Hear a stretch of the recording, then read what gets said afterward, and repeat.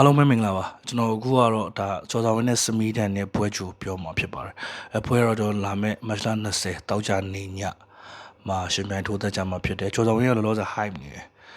်ဒါပေမဲ့လည်းစမီးတန်ကိုမနိုင်ဘူးဆိုတဲ့မှတ်ချက်မျိုးလည်းရှိအဲ့တော့ကျွန်တော်ရှူတောင်းကနေပဲကျွန်တော်သုံးတော့မှာဖြစ်တယ်အဲ့တော့ဒီမှာကတော့ကျွန်တော်5 style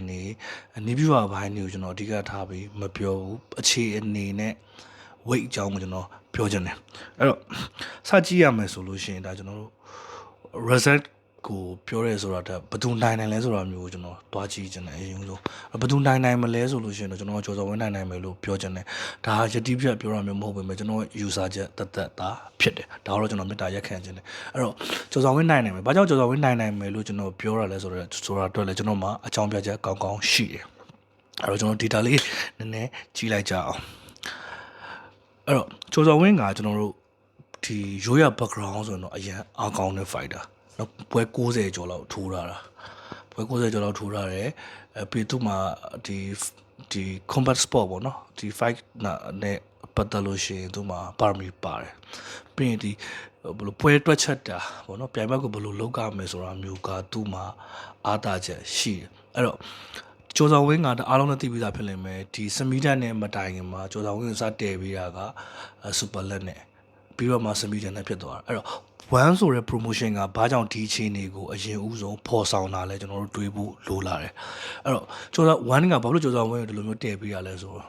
ဖွင့်လင်းပြောရမယ်ဒါကျွန်တော်တို့အရှင်းမှလည်းရှိခဲ့ဘူးလေတန်းစင်ကိုလည်းဒါကျွန်တော်တက်ခဲရုနဲ့တည်ရတာပဲမနိုင်ခဲ့လို့ဒါပေါ့နော်နိုင်ခဲ့မယ်ဆိုလို့ရှိရင်တန်းစင်ရဲ့အခြေအနေရလည်းတမျိုးပြောင်းလဲသွားနိုင်တယ်အဲ့တော့တန်းစင်ကိုစင်တင်ချင်တာခဲ့တာပေါ့ဒီပွဲမှာလည်းဒါကြည့်မယ်ဆိုလို့ရှိရင်one ဘက်ကကျော်စော်ဝင်းကိုစင်တင်ခြင်းနေတယ်ဆိုတာသိတာတယ်အဲ့တော့ one ကကျော်စော်ဝင်းရဲ့လက်ဝိတ် background ကိုတော့သိပြီးပြီဒါပေမဲ့မွေထိုင်းအဆင့်မှာဘယ်လောက်ရှိလဲဆိုတာ तू သိကျင်တယ်စင်တင်ခြင်းတဲ့အတွက် तू သိကျင်လို့ super လက်နဲ့တည်တာဒါပေမဲ့ fetus ဘက်ကဒါဖြစ်တယ်ပါတယ် fetus ဘက်ကညင်လိုက်တာကြောင့်ဒါစမီဒန်နဲ့ဖြစ်လာတာအဲ့တော့စမီဒန်ကိုကျွန်တော်တို့အထင်သေးရတော့မဟုတ်စမီဒန်ကအဆင့်ဘယ်လို level ကဒီမှာနောက်ဆုံးပဲစမီဒန်ဟိုအလွန်ဆုံးကျော်စော်ဝင်းနိုင်မယ်စာချုပ်ရနိုင်မယ်ပေါ့နော်အဲ့လိုအခြေအနေမျိုးပဲဒါကျွန်တော်တို့အများဆုံးမျှော်လင့်လို့ရမှာဒါကျော်စော်ဝင်းကတော့အဲ့ဒါမျိုးမဟုတ်ဘူးဒီအခြေအနေချင်းကွာတယ်အခြေအနေချင်းဘယ်လိုကွာလဲဆိုကျွန်တော်ခုနကပြော background တွေကွာအောင်နေမဟုတ်ဘူးဒီဘယ်လိုဒီတိုက်ခိုက်နေပတ်သက်လာတဲ့ပါရမီပြီးလို့ရှိရင်စူးစမ်းလေ့ကျင့်ချင်းကပ်ဖို့အဲ့လိုစူးစမ်းလေ့ကျင့်ချင်းကပ်ဖို့ဆိုတဲ့နေရာမှာလည်းဒါကျွန်တော်တို့ပြောစရာရှိတယ်ဘယ်လိုဖြစ်လဲဆိုတော့များသောအားဖြင့်မြန်မာ fighter တွေကပွဲရရင်ပြီးတော့ဆိုတဲ့အခြေအနေမျိုးနဲ့သွားတယ်နော်အားလုံးလည်းအသိပဲဒါကျော်စော်ဝင်းကတော့မဟုတ်ဘူးသူလေ့ကျင့်ရမယ်ဒီပြိုင်ပွဲကိုဝေတိုင်းပြိုင်ပွဲကိုသွားမှာဖြစ်တယ်မွေတိုင်းလေ့ကျင့်ရမယ်ဆိုတော့သူသိတယ်ပြီးသူ weight အခြေအနေကိုလည်းသူသိကြတယ်ဒါကြောင့် fetus လို့ gel မျိုးနဲ့လက်တွဲပြီးတော့မှဒီလမ်းကိုရှောက်လာတာအဲ့တော့ကျော်စော်ဝင်းရဲ့ first time နေ55 IQ တွေကတော့ဒါကျွန်တော်တို့အများကြီးပြောစရာမလိုတော့ဘူးပြီးနောက်တစ်ချက်ကကျတော့ဒါပရိသတ်ကိုဖျော်ဖြေခြင်းနဲ့စိတ်ပါရမီအဲ့ဒီဘိုင်းနေမှာလဲကျော်စော်ဝင်းကတာတယ်အဲ့တော့ကျော်စော်ဝင်းလိုလူမျိုးကအောင်မြင်သွားမယ်ဆိုလို့ရှိရင်မြန်မာ fan base ကိုလည်းဆွဲဆောင်စည်းရုံးပြီးသားဖြစ်မယ်ဒါကြောင့်ဒီပွဲကိုကျော်စော်ဝင်းကိုဒီပွဲကစာစစ်ပွဲအနေနဲ့ဝမ်ကတည်ရလို့ကျွန်တော်မြင်တယ်အဲ့တော့ကျော်စော်ဝင်းနိုင်မလားဆိုလို့ရှိရင်ကျွန်တော်ကျော်စော်ဝင်းနိုင်တဲ့ဘက်ကနေရှိနေမယ်ဘာကြောင့်ဒီစကားကိုပြောတာလဲဒါကြောင့်လွတ်စပယ်ပြောတာတော့မဟုတ်ဘူးเนาะအဲ့တော့ကျွန်တော်ကြည့်ရမယ်ဆိုလို့ရှိရင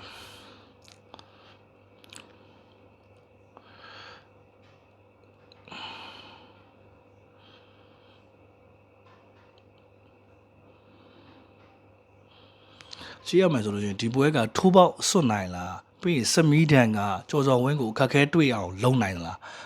အဲ့ဒါကလည်းကျွန်တော်ထဲတွက်စရာလိုလာအဲ့တော့စမီးဒန်ကကျော်စော်ဝင်းကိုအခက်တွေ့အောင်လုံနိုင်တယ်ဆိုရင်အများကြီးလုံနိုင်မဲ့အခြေအနေတော့မရှိဘူးဘာကြောင့်လဲဆိုတော့စမီးဒန်ရဲ့ကစားပုံကိုကျွန်တော်တို့ပြန်ကြည့်တဲ့အခါမှာကျော်စော်ဝင်းလို fighter မျိုးကိုကြိုးဝိုင်းလှည့်ကစားနိုင်လောက်အောင်မလုံနိုင်ဘူးကျော်စော်ဝင်းကဒီလိုအခြေအနေမျိုးကိုရွေးရလုံဝင်နဲ့လည်းဖျက်ချော်ခဲ့ဘူးတာရှိတယ်ဟိုနင်းပေါ့ဒီ brother တို့တိမယ်ဆိုလို့ရှိရင်မှတ်မိမယ်ဆိုလို့ရှိရင်ဒီတပည့်နဲ့ပွဲကိုပြန်ကြည့်အဲ့တော့လည်းကျွန်တော်ဒီလိုပုံစံတွေးခဲ့ကြတာပဲဒါပေမဲ့ကျော်စော်ဝင်းရဲ့တပည့်ညိုကိုအောက်ဒေါင်းနေခတ်ပြီးတော့လက်သီးတွဲလုံးနေသုံးပြီးအနိုင်ယူသွားတယ်အဲ့တော့ဒီပွဲမှာလည်းဒီလိုမျိုးကျော်စော်ဝင်းထပ်လုပ်ပြမယ်လို့ကျွန်တော်ကတော့ယုံကြည်နေတယ်ဒါရှုံးနိုင်တော့တပိုင်းပေါ့နော်အဲ့လိုပုံစံနဲ့နိုင်ပဲရယူသွားနိုင်မယ်လို့ဒါကျွန်တော်ကယုံကြည်နေတယ်နောက်တစ်ခုကကျတော့ weight ပေါ့နော်လောဆယ် weight ကသူတို့က63ကီလိုကို63ကီ ကီလိုကိုကျွန်တော်တို့ကစားရမှာအဲ့တော့ကျော်ဆောင်ဝင်းလောလောဆယ်ဘယ်လိုဖြစ်လဲဆိုတော့35ရက်အတွင်းမှာ60ခွန်ကနေ61ကီလိုအထိကိုသူ weight ချထားတယ်နော် weight ချထားတယ် weight ချထားတယ်ဆိုတော့ဒါဘလို့အဲ့လိုမျိုး weight ချပြီးတဲ့အချိန်မှာကျွန်တော်တို့ weight ချိန်မယ်ချိန်ပြီးရင်ကျွန်တော်ပွဲတွင်း weight ပြန်ရမယ်အဲ့ပွဲတွင်း weight က61လောက်ချထားတယ်ဆိုလို့ပွဲတွင်း weight ကိုသူ63.5အဲ့ပတ်ဝန်းကျင်လောက်ရအောင်တော့တွားမယ်လို့ထင်တယ်ထင်ုံနေမဟုတ်အဲ့ဒီတော့လေ fantastic ကိုကျော်ဆောင်ဝင်းဘက်ကရောတာဝန်ရှိသူတွေရောစနစ်တကျပြင်ဆင်ထားမယ်လို့ဒါကျွန်တော်ထင်ထားတယ်ပေါ့တွေးမိထားတယ်ပေါ့အဲ့တော့စမီဒန်ကရောဘယ်လိုချင်းနေရှိလဲဆိုထိုင်းနေမှာလဲပေါ့နော်ဒီရှမ်းထိုင်းနေမှာလဲဘယ်လိုပြောရမလဲအခက်အခဲရှိရဝေးချတဲ့ဟာမှာကျွန်တော်တို့ဒါဒီ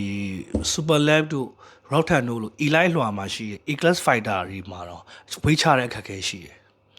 အဲ့တော့ဒီ elite fighter အောက်မှာရှိရ semi tan လိုမျိုး fighter မျိုးတွေကလည်းဝေးချတာအခက်အခဲရှိအဲ့တော့အများကြီး weight မချနိုင်ဘူးအဲ့ပြဿနာရှိတယ်အဲ့တော့ဒီပွဲတွင်း weight နဲ့ပြန်တွက်တဲ့အခါမှာကျတော့စမီတန်ကအများဆုံးချနိုင်လဲ2ပေါင်ပေါ့အဲ့ပွဲတွင်း weight နဲ့ပြန်တွက်တဲ့အခါမှာစမီတန်ဒီတိုင်းပဲရှိကောင်းရှိနေလိမ့်မယ်ဒါကျော်တော်ဝင်းကတော့ပွဲတွင်း weight ပြန်တက်သွားမယ်အဲ့တော့ဘယ်လိုပုံစံမျိုးနဲ့ကျွန်တော်တို့ပြန်မြင်ရမလဲဆိုတော့ကျော်တော်ဝင်းရဲ့ဒီပုံမှန်အခြေအနေနဲ့မိုးထအောင်လောက်အခြေအနေလို့သွားဖြစ်မယ်လို့ထင်တယ်အဲ့တော့စမီတန်နိုင်ရှင်တဲ့ကောင်မိုးထအောင်လောက်အခြေအနေသွားဖြစ်မယ်လို့ကျွန်တော်တို့ဒါကျွန်တော်မြင်မိတယ်အဲ့တော့လူကောင်းကွာသွားလိမ့်မယ်ငကိုတွေကလည်းအရက်ကွာသွားတယ်ခြေလက်တန်းကွာတာဖြစ်လဲလူကောင်းကွာသွားလိမ့်မယ်လူကောင်းကွာသွားရင်အားကောက်အားကွာသွားမယ်အားကွာသွားရင် damage ကွာမယ်ဒါကတော့အလုံးတည်ရဲ့အခြေအနေပေါ့နော်အဲ့တော့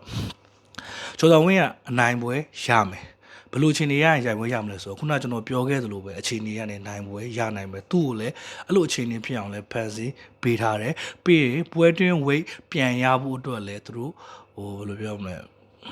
တေချာစနစ်တကျစီစဉ်ထားတယ်လို့ကျွန်တော်ထင်တယ်အဲ့တော့စစ်စစ်ဝိတ်ချိန်ကတော့လောလောဆယ်